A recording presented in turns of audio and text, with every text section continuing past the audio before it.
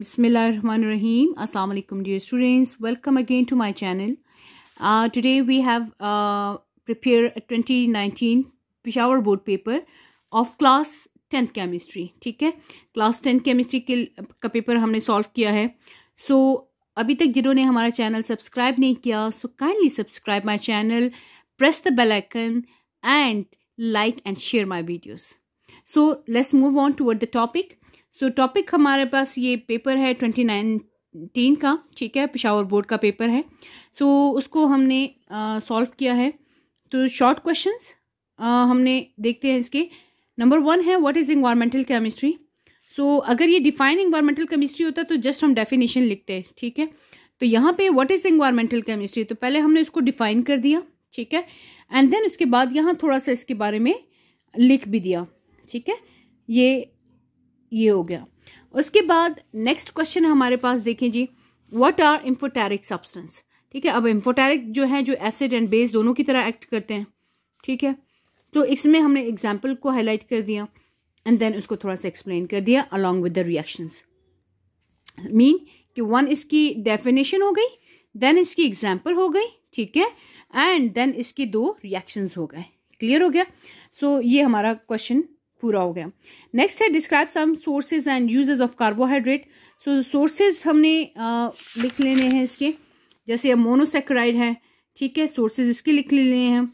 उसके बाद नेक्स्ट हम जाते हैं तो ओलिगोसेक्राइड यानी डायसेक्राइड की तरफ, इनके सोर्सेज हम लिखेंगे. उसके बाद हम आते हैं जी सोर्सेज ऑफ पॉलीसेक्राइड. ठीक है, अब उसके बाद नेक्स्ट हमारे पास आता है जी sources of uses of carbohydrate. Sorry, ठीक है.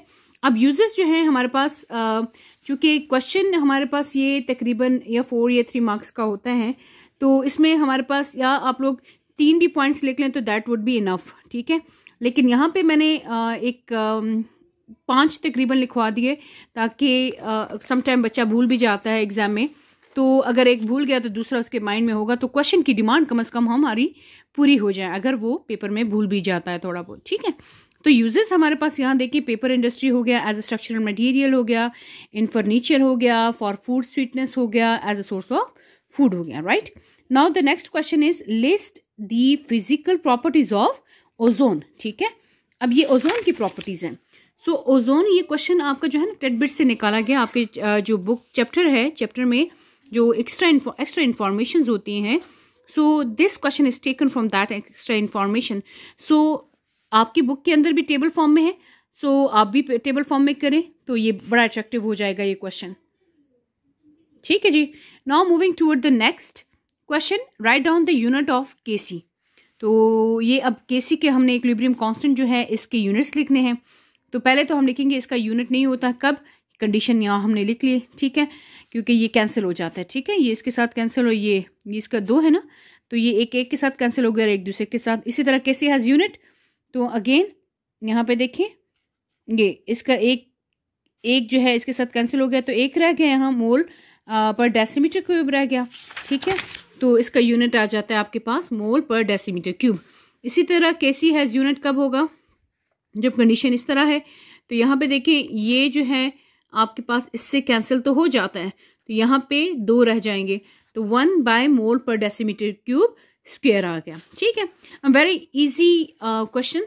इस तरह के क्वेश्चंस अटेम्प्ट करें ताकि इजीली जो है आपको मार्क्स मिल जाते हैं. ठीक है, बजाय इसके कि हम थ्योरेटिकल थोड़ा लेते हैं, लेकिन अगर ये क्वेश्चन उस वक्त अटेम्प्ट करें जब आपको एग्जैक्ट आते हैं. ठीक है, सो नेक्स्ट क्वेश्चन है why the vital force theory was discarded. ठीक है, तो अब वाइटल फोर्स थ्योरी जो है ये हमने लिख लिया.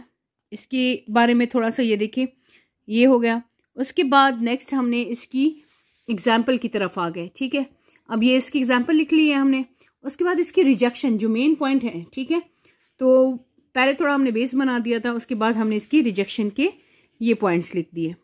ठीक है, नेक्स्ट क्वेश्चन है हमारे पास what is eutrophication, how does it pollute water. तो यूट्रोपिफिकेशन एक्चुअली ये पेपर आपका टोटली टॉपिक वाइज है. ठीक है, तो बीच में से निकाल के आपको दिए हुए हैं. तो आई रिकमेंड कि आप लोग एक्सरसाइज के बजाय अगर टॉपिक वाइज याद करें तो ज़्यादा बेहतर है, आपके लिए ज़्यादा फ़ायदेमंद है. लेकिन एक्सरसाइज को भी थोड़ा बहुत देख लें. ठीक है। अच्छा, नाउ ये यूट्रॉपिफिकेशन देखें, ये यूट्रॉपिफिकेशन को हमने यहाँ ये कंप्लीट कर दिया। उसके बाद है नेक्स्ट हमारे पास शॉर्ट क्वेश्चन है, question number 10 which is what is metallurgy. So metallurgy के बारे में हमने थोड़ी सी लिख लें, थोड़ी सी उसकी एक्सप्लेनेशन हमने कर दी, ठीक है, ये हो गया। एंड देन यहाँ पे देखें they are found in combined state. इसी तरह मिनरल्स के बारे में हमने थोड़ा सा लिख दिया, ओर्स के बारे में थोड़ा सा हमने डिफाइन कर दिया, एंड गैंग के बारे में, ठीक है। ओके, नाउ नेक्स्ट हमारे पास है right a short note on lipid. अब शॉर्ट नोट ऑन लिपिड है, जब नोट की बात आ जाती है तो हमने सारी चीजें लिखनी है लेकिन थोड़ी थोड़ी करके, राइट। हर एक पॉइंट को टच करना है लेकिन थोड़ा सा ब्रीफली डिस्क्राइब करेंगे हम क्वेश्चन को। तो पहले तो हमने लिपिड के बारे में थोड़ा सा लिख दिया, देन उसके बाद यहाँ देखिए, देन उसके बाद हमने इसकी टाइप्स के बारे में, टाइप्स इसकी हैं fat oil, steroids, turpentine oil, sex hormones, component of cell membrane भी है एज अ फॉस्फोलिपिड, वाइटामिन्स हैं, वैक्सेस हैं, ठीक है, नाम हमने जस्ट मेंशन कर दी। उसके बाद इसकी क्लासिफिकेशन हमने कर दी, सिंपल लिपिड्स हैं, ठीक है, and along with this complex lipid, ठीक है। अच्छा, यहाँ पे देखते जाएं जी, यहाँ पे नेक्स्ट हमने इसका रिएक्शन भी लिख दिया है और साथ में सोर्सेज एंड यूजेस हमने लिखने हैं। तो सोर्सेज हमने ये जो है थोड़ा सा हमारे पास था, यही हमने लिख दिया, एंड यूजेस जो हैं आपकी बुक में ज़्यादा है तो आप यूजेस में से कोई से भी 3 या 4 पॉइंट्स लिख लें, 3 पॉइंट्स भी इनफ हैं, ठीक है। तो ये आपका शॉर्ट नोट हो जाएगा। उसके अलावा हमारे पास क्वेश्चन आता है Y water is liquid at room temperature while water is a gas, ठीक है। तो लिक्विड क्यों है, क्योंकि वीक हाइड्रोजन बॉन्ड है जो कि मॉलिक्यूल्स को पकड़े रखती है लेकिन थोड़े टाइम के लिए, तो इसलिए वो लिक्विड फॉर्म में है, वो फ्लो करता है।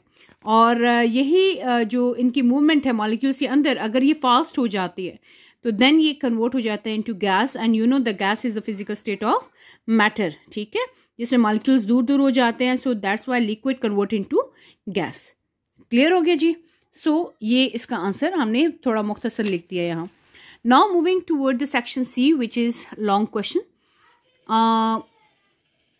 Describe neutralisation. अब क्वेश्चन नंबर 3 है, उसका पार्ट ए है डिस्क्राइब न्यूट्रलाइजेशन। अच्छा, क्वेश्चन जो लॉन्ग क्वेश्चन है हमारे पास टोटल 7 मार्क होता है ईच क्वेश्चन। तो 7 मार्क्स को हम डिवाइड ऐसे करते हैं कि 4 मार्क एक पार्ट के हो जाते हैं, 3 दूसरे पार्ट के हो जाते हैं, ठीक है। पार्ट ए फॉर एग्जाम्पल 4 है तो पार्ट बी 3 का होगा, ठीक है, या पार्ट ए 3 का होता है, पार्ट बी जो है वो 4 मार्क्स का होगा। So it depends. तो आप वो क्वेश्चन भी समझ आ जाएगा, या तो एक क्वेश्चन में ऐसा आइडेंटिफिकेशन हो जाता है कि ये इसमें 4 पॉइंट लिखे या 3, अगर आपके पेपर में मार्किंग नहीं लिखी हुई, वैसे तो लिखी होती है ना कि ए पार्ट जो है उसके 4 मार्क्स हैं या 3 मार्क्स हैं, जितने भी, ठीक है। सो यहाँ पे डिस्क्राइब न्यूट्रलाइजेशन रिएक्शन, तो यहाँ पे इसकी हमने डेफिनेशन लिख दी, ठीक है।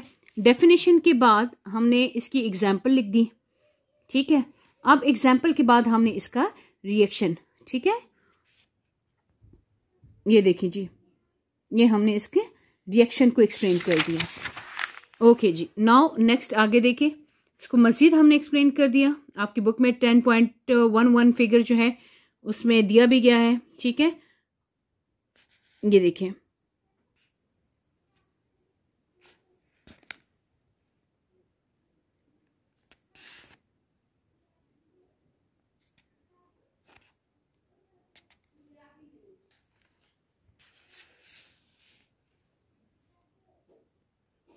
ठीक है जी, ये हो गया। अच्छा, बाज़ दफ़ा अगर आप लोग इसको सिंपल डेफिनेशन लिख लें, साथ में एग्जाम्पल के तौर पे एक रिएक्शन लिख लें तो वो भी ओके होगा, लेकिन यहाँ हमने थोड़ा सा एक्सप्लेन कर दिया है, ठीक है, कि रिएक्शन होता कैसे है बेसिकली। अच्छा, give function of nucleic acid. अब न्यूक्लिक एसिड के फंक्शंस हैं, यहाँ देखें, ये नंबर 1 फंक्शन हमने दे दिया, इसी तरह ये नंबर 2, नंबर 3, ठीक है।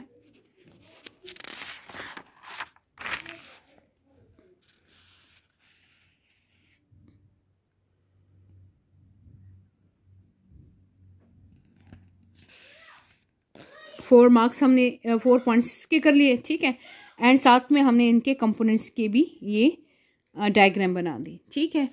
अच्छा, नेक्स्ट हमारे पास इसका जो नेक्स्ट क्वेश्चन नंबर 4 है, उसके अब देखिए, मैंने अभी आपसे कहा था कि आपको आइडिया हो जाएगा कि अब यहाँ पे चूंकि हमने 4 पॉइंट्स हैं, ठीक है, यहाँ जस्ट इन्होंने लिखा है कि फंक्शंस, तो हमने यहाँ इसको 4 उसमें लिख दिए, ठीक है। या ये 3 मार्क्स का होगा। अमूमन पार्ट ए जो है वो 4 मार्क्स का होता है एंड पार्ट बी जो है वो 3 मार्क्स का होता है, ठीक है। तो इट डिपेंड्स, तो आप लोग कम से कम 4 पॉइंट्स लिखें ताकि आपके क्वेश्चन की डिमांड पूरी हो जाए। नेक्स्ट हमारे पास क्वेश्चन नंबर 4 है जी। इसमें लॉरी एंड ब्रॉन्स्टेड का कॉन्सेप्ट जो है वो लिखना था। तो इसमें अब देखें हमारे पास इसका थोड़ा सा इंट्रोडक्शन हो गया, हिस्ट्री हो गई। उसके बाद नेक्स्ट हम आते हैं जी इसकी डेफिनेशंस की तरफ। तो डेफिनेशंस में हमने ये एसिड को डिफाइन कर दिया, ठीक है, एंड साथ में देन उसकी एग्जाम्पल भी लिख दी। क्लियर हो गया? अच्छा जी, नाउ नेक्स्ट है हमारे पास आगे, इसी को मजीद हम एक्सप्लेन कर रहे हैं। ओके, देन नेक्स्ट देखें, यहाँ पे इसको मजीद हमने एक्सप्लेन किया है, सही है। अच्छा जी, ये आपके पास वाटर जो है as an acid and water as a base. अच्छा, यहाँ पे आप लोग इसको हाईलाइट भी थोड़ा सा कर सकते हैं, जैसे ये बेस है, यहाँ पे हमसे मिस हो गया, यहाँ इसको हाईलाइट कर दे, ठीक है। और एसिड वाले को भी आपने ऊपर पीछे जो है हमने इसको हाईलाइट करना है ताकि हमें पता चल जाए कि ये एसिड को डिफाइन किया है एंड बेस को, ठीक है जी। सो उसके बाद नेक्स्ट देख लें, ये इस तरह रिएक्शन है, रिएक्शन के बाद यहाँ कंप्लीट इन्होंने एक्सप्लेन कर दिया। नाउ नेक्स्ट इसका पार्ट बी है, what are the various sources of air pollution, ठीक है जी। एयर पोल्यूशन के सोर्सेज लिखने हैं। तो सोर्सेज में आप लोगों ने पहले हेडिंग दे देनी है जी, सोर्सेज, ठीक है, नेचुरल सोर्सेज हैं और मैन मेड सोर्सेज हैं, ठीक है। तो नेचुरल सोर्सेज जो हैं यहाँ पे उनको एक्सप्लेन आप लोगों ने कर दिया, ठीक है। पार्टिकुलेट्स हो गए, उसके बाद ऑक्साइड ऑफ कार्बन है, कार्बन मोनोऑक्साइड्स हैं, ठीक है। नेक्स्ट कार्बन डाइऑक्साइड हो गया, ऑक्साइड ऑफ नाइट्रोजन हो गया। ये सोर्सेज हैं और ये साथ में बताने हैं कि मतलब किसके थ्रू ये हमारे पास से carbon monoxide, carbon dioxide, oxide of nitrogen वगैरह प्रोड्यूस होते हैं। नेक्स्ट देखें, सल्फर डाइऑक्साइड हो गया, ठीक है, सल्फर ऑक्साइड्स हैं, mean sulphur monoxide, sulphur dioxide, sulphur trioxide, ये सारे आ जाएंगे इसमें। उसके बाद वोलेटाइल ऑर्गेनिक कंपाउंड्स आते हैं, ठीक है। नेक्स्ट हमारे पास आता है एंथ्रोपोजेनिक यानी मैन मेड सोर्सेज जो हैं, तो उनको हमने थोड़ा सा एक्सप्लेन कर दिया, ठीक है। मैन मेड में से हमारे पास कैसे हो गया। उसके बाद ऑक्साइड्स ऑफ कार्बन, ठीक है, कार्बन मोनोऑक्साइड्स, इसको हमने बड़ा थोड़ा मुख्तसर कर दिया क्योंकि बुक में बहुत एक्सप्लेन था। तो अब इसमें भी जाहिर है एक बच्चा पूरा ये याद कर ले, लेकिन वहाँ डेफिनेटली एग्जाम में कभी कुछ ना कुछ भूल जाता है, तो फिर भी मतलब आपकी क्वेश्चन की डिमांड पूरी हो जाएगी। कार्बन डाइऑक्साइड हो गया, उसके बाद देखें ऑक्साइड ऑफ नाइट्रोजन हो गया,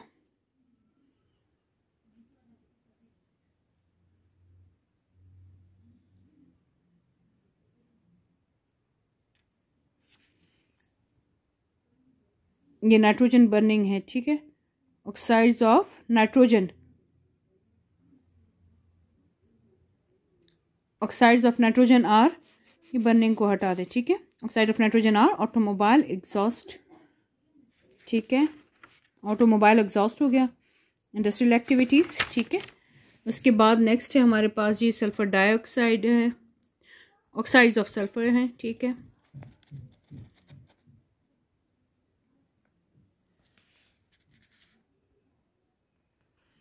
देखिए इसमें लिखा है the main sources of sulphur oxides are the burning of fossil fuel such as coal and natural gas, ठीक है, कोल fired power station in particularly are major source of sulfur dioxides, ठीक है। volatile organic compounds में हमारे पास क्या है, burning, mining, extraction. इसके अलावा CFCs क्लोरोफ्लोरोकार्बन्स जो हैं एरोसोल्स में हम यूज़ करते हैं, ठीक है, एयर कंडीशनर्स में, एयर रिफ्रेशनर्स में, ठीक है जी। नेक्स्ट हमारे पास है क्वेश्चन नंबर 5, उसका पार्ट ए है कंडीशन ऑफ इक्विलिब्रियम। तो कंडीशन ऑफ इक्विलिब्रियम में हमने ये लिखना है, ठीक है।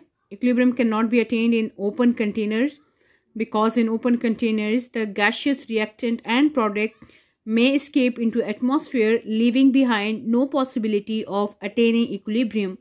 When a system reaches equilibrium, it will remain in the same state forever if the conditions do not change. When the conditions are disturbed, the equilibrium will also be disturbed. The system always tries to regain its equilibrium. The reaction will move either in the forward direction or in the reverse direction to attain the equilibrium. As long as the conditions are kept constant, the reaction will remain in the equilibrium state. So यहाँ पे कुछ conditions हैं, और अगर आप लोग लिखना चाहे तो सिर्फ ये conditions भी लिख सकते हैं क्योंकि क्वेश्चन है what are the condition, लेकिन अगर ये स्टार्ट में लिख लें तो ज़्यादा बेहतर है, ठीक है। उसके बाद इसका पार्ट बी हमारे पास आता है व्हाट इज़ हीट कैपेसिटी। तो अगेन ये एक टेडबिट में छोटा सा था, ठीक है। और मेक श्योर करें कि एग्ज़ाम की जब आप लोग प्रिपरेशन करते हैं तो ये जो टेडबिट्स होते हैं ये एग्जांपल्स होते हैं, न्यूमेरिकल्स फॉर्म में एग्जांपल्स हैं। जो इक्वेशंस आप डिफरेंट हमारे पास आती हैं केमिस्ट्री के अंदर, रिएक्शंस आते हैं, तो जैसे पीएच है, पीओएच है, ये इक्विलिब्रियम वाले, तो इसमें जो एग्जांपल्स हैं उनको भी मस्ट किया करें और साथ में टेडबिट्स को मस्ट पढ़ा करें, ठीक है। वो एमसीक्यूज पॉइंट ऑफ व्यू से भी इंपॉर्टेंट होती हैं। और इस तरह देखिए ये हीट कैपेसिटी है, ये साइड पे टेडबिट में छोटा सा था, तो यहाँ पे 2019 में इसके ऊपर क्वेश्चन आ गया। So what is heat capacity, यहाँ पे हीट कैपेसिटी हो गया, ये इसकी डेफिनेशन। देन उसके बाद उसकी हमने एग्जाम्पल को एक्सप्लेन कर दिया, ठीक है जी। Let's move on. ओके जी, नाउ हमारे पास इसका क्वेश्चन नंबर 6 है। इसका ए पार्ट था what are the raw material for manufacturing of sodium carbonate.